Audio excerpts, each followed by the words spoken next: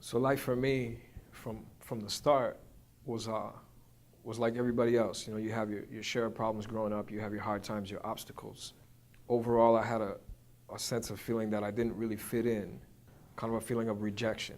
So I started at an early age just trying to use drugs, to use alcohol, to try to like wash away my reality. I was good at pretending things were cool and seeming to be happy and seeming to be fulfilled. But on the inside, I was really depressed.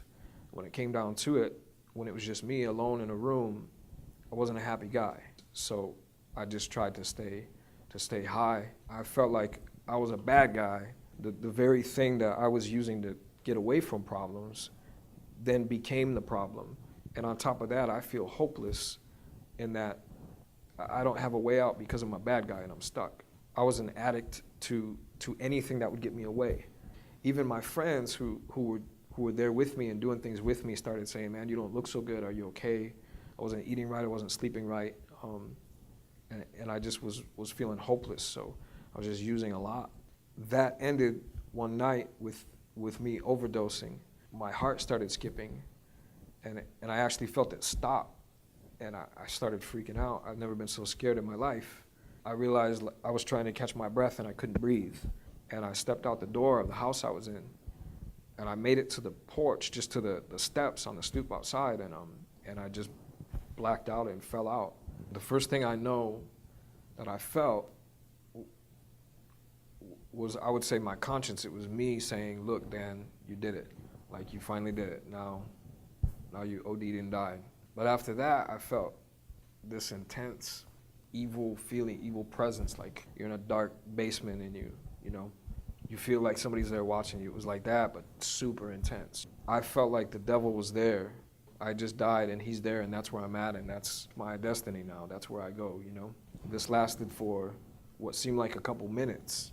Just this nasty feeling, this fear, this craziness. And then all of a sudden there was peace.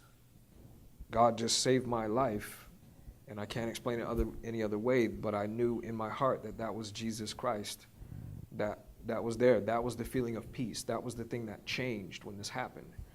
And since then, things have just been more and more real. It's not about being perfect. I'm a work in progress. But it's about God being the one with the power to change your life. Like, I couldn't do it on my own. I tried. I couldn't do it. My way ended up in death. I needed him to help me change, to show me how to change, to teach me how to change. I needed to understand there's so many things I was missing. So since that point, that emptiness is gone, that lack of purpose is gone, the lack of understanding of what life's about and why even try and just give up, like, it's gone. It makes more sense now. There is a purpose. There's a purpose of why I'm alive, otherwise I wouldn't be. Otherwise I would have died that night. I don't have all the answers. Nobody's got all the answers. But God knows he has a plan for us. He has a plan for all of us when we're created.